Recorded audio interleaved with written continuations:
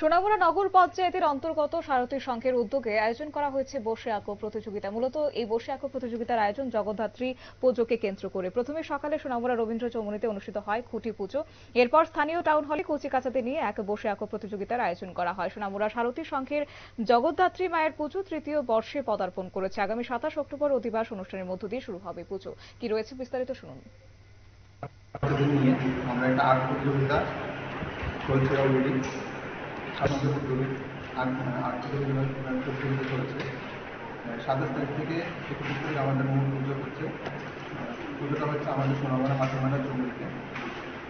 তো 27 থেকে 31 তারিখ আমাদের মূল পুজো হচ্ছে। 27 তারিখ বাইক র্যালির মাধ্যমে মায়ের শোভাগমন করে সন্ধ্যায় মায়েদের বোনেদের শোভাযাত্রার মাধ্যমে সত্য ব্রাহ্মণ দ্বারা গঙ্গা আরতির পর গঙ্গা আহ্বান হবে।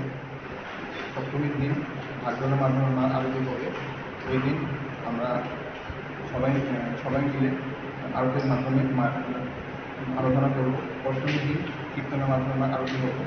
নবমীর দিন ঢাকঢোলের মাধ্যমে মা আরতি হবে। ওই দিন আমাদের অপারেশন সিন্দুরে যেসব বীর যোদ্ধারা ভাইয়েরা অংশগ্রহণ করেছিলেন বা যারা ডিউটিতে ছিলেন ওদেরকে আমরা সম্মাননা দেব। দশমীর দিন ইসকন প্রভুর দ্বারা হরিনাম কীর্তনের মাধ্যমে মায়ের প্রতিমা নিমন্ত্রণ করা।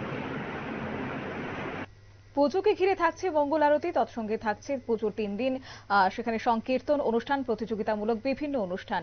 এছাড়াও সবশেষে ইসকন প্রভুদের ভক্তিগীতির মাধ্যমে মায়ের দশমী অনুষ্ঠান অনুষ্ঠিত হবে। সঙ্গে থাকবে প্রসাদ বিতরণ।